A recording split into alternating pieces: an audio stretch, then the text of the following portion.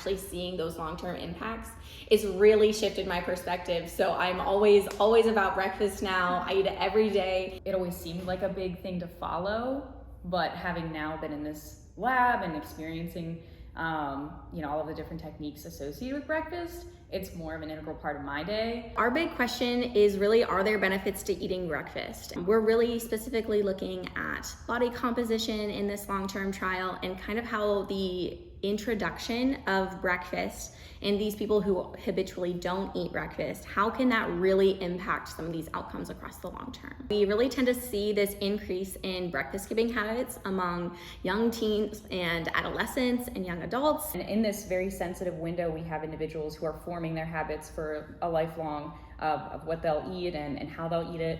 We really are recruiting in that age range, so anyone from 13 to 21, but since we are on campus, we are very accessible to these UT students. We do provide breakfast meals for 6 months for everyone, plus some free food with our testing weeks as well, and you could actually see an impact on how your eating habits might change some of your habits. I'm really excited about this year just because it will be a very full study and we have a lot of exciting stuff happening. Even on the smallest scale, remembering that this needs to impact the greater population. Like, why are we doing this? Why does it matter? We've actually seen a lot of prominent research lately about how your dietary habits now can impact yourself later in life. Improving some of these habits like eating breakfast or exercising can decrease your risk of heart disease or obesity, diabetes, things like that in the future. Hopefully those findings are able to assist individuals in potentially incorporating breakfast into their habitual dietary pattern, and maybe that can